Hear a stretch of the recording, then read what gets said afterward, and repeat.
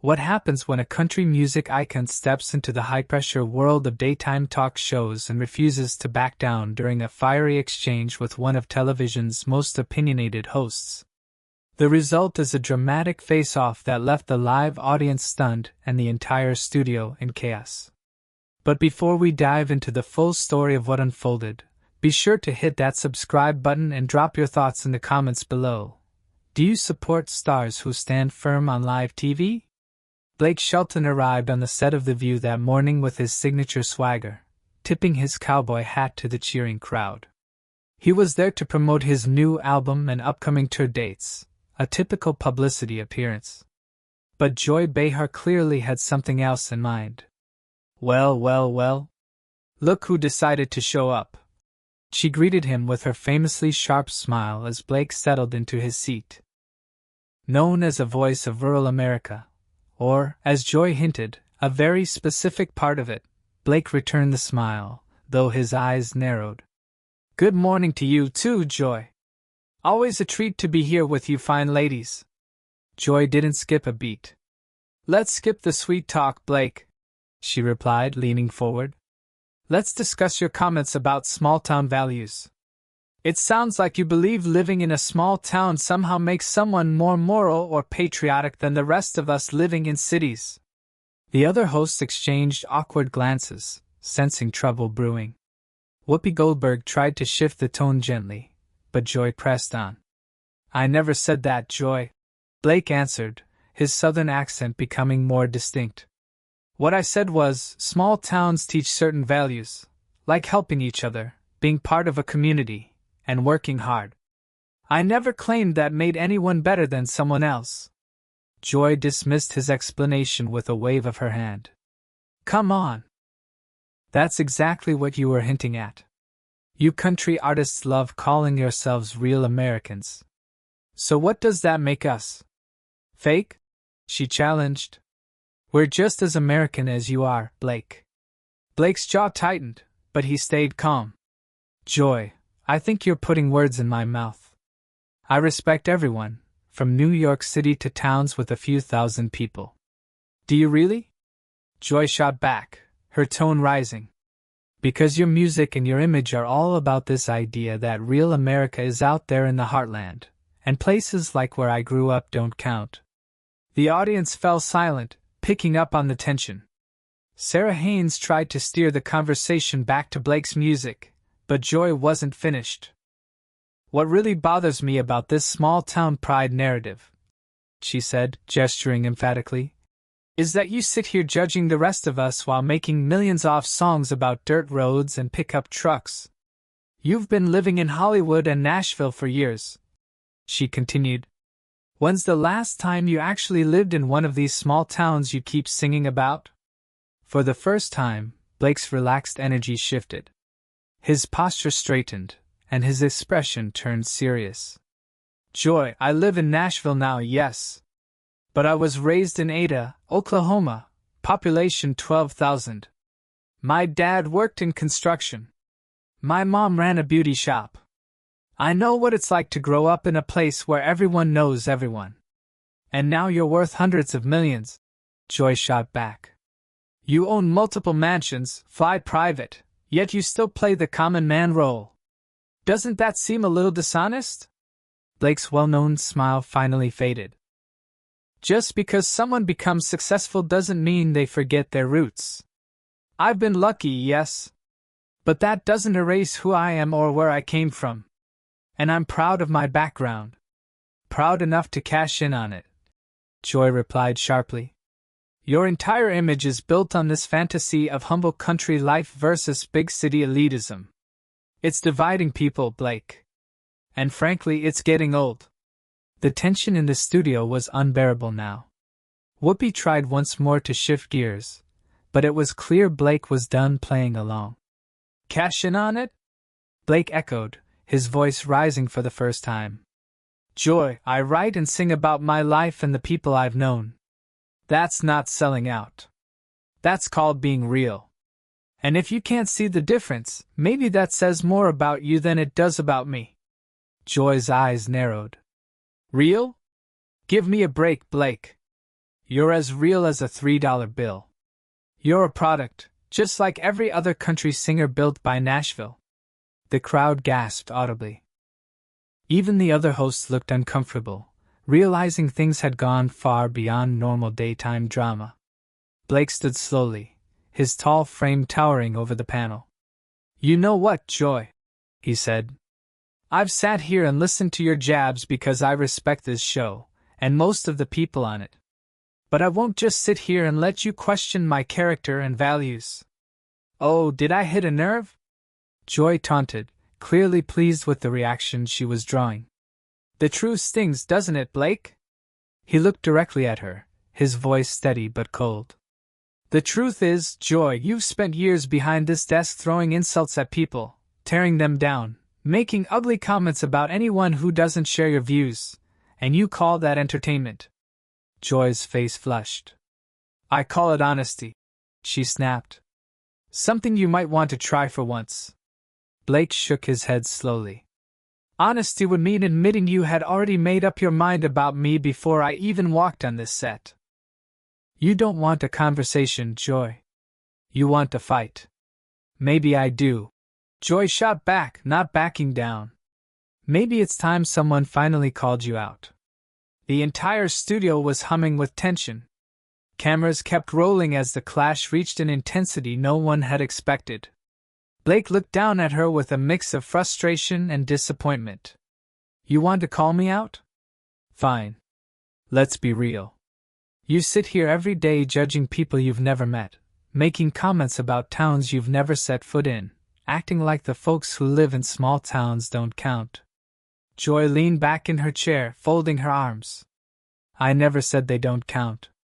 I said the way you portray them isn't real. Blake's voice rose. Portray them?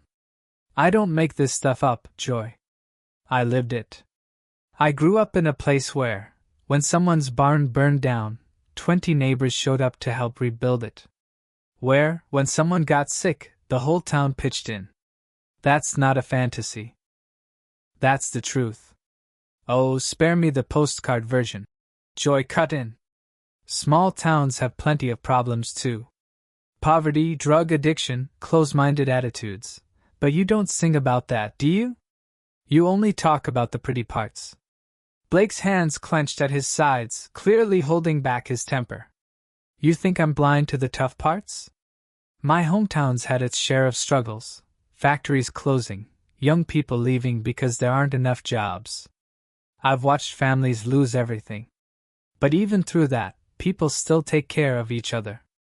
They still carry themselves with pride. They still have heart. And they still vote for the same politicians who keep them in that mess. Joy snapped. But I guess that's not something you want to put in a song either. The hosts were clearly panicked now, signaling for a commercial break, but the conversation had taken on a life of its own. There it is, Blake said, pointing at her. Exactly what I've been talking about. You think you're better. You sit up here in a New York studio and tell people in Oklahoma or Iowa or Kansas how to live, how to vote, how to think. Joy's voice rose. Someone has to tell them the truth, Blake. Someone has to point it out when they're being misled by people like you, people who profit off their nostalgia and fears. Blake laughed, but it was bitter. Joy, I've never told anyone how to vote. I've never told anyone what to believe. I sing about my life, and people connect with it because they see their lives in my words. If that threatens you, maybe you need to ask yourself why. It doesn't threaten me. Joy snapped. It disgusts me. This fake patriotism, this so-called real American nonsense. Like the rest of us aren't real Americans too. Blake stepped closer to the panel, lowering his voice into a dangerous calm. You know what disgusts me, Joy? The way you talk about patriotism like it's something to mock. The way you look down on people who love their country, who honor the flag, who respect the military. What's fake about that? Joy stood up, her chair screeching behind her. Don't you dare question my patriotism, she shouted. I've been standing up for this country's values longer than you've been alive, real values. Not the fake heartland fantasy you peddle. Real values? Blake's voice was louder now, matching her intensity. By tearing down anyone who disagrees with you. By mocking traditions that matter to people? By acting like half the country is too stupid to think for themselves? The audience was dead silent. Even the crew stood frozen. Security had moved closer, ready in case the exchange became physical.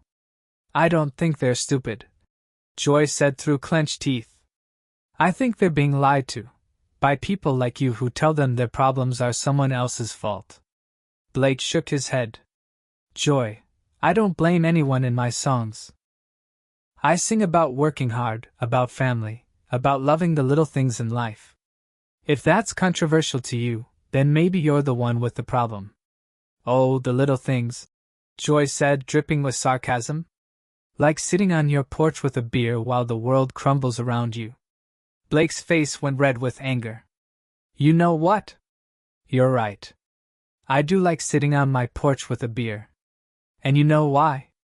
Because after dealing with people like you, people who act like they have all the answers, who think they're smarter than everyone else, it's a relief to find just a moment of peace.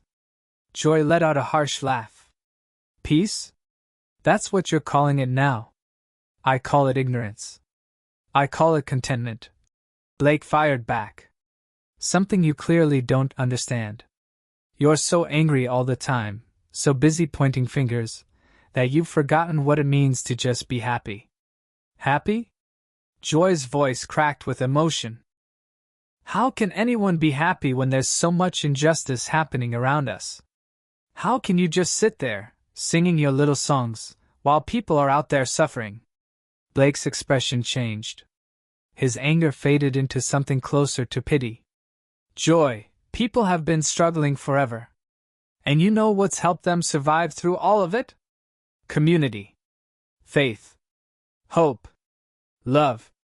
The same things I sing about. The same things you seem to dismiss as worthless. They are worthless, Joy replied, her voice shaking. When they're used to keep people from standing up and demanding something better. When they're used to convince folks to accept things they shouldn't have to. And who gets to decide what people should accept or not? Blake asked softly. You.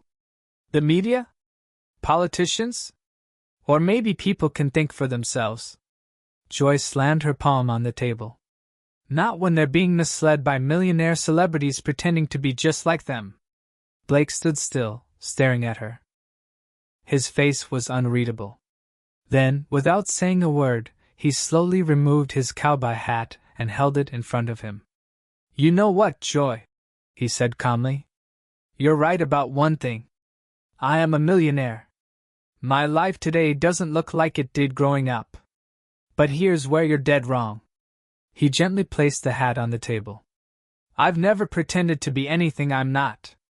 I've never lied about my success. I've never hidden my wealth. I've always been real about who I am. Can you say the same? Joy went pale. What's that supposed to mean? She asked, her voice shaky. Blake gave a tight, cold smile.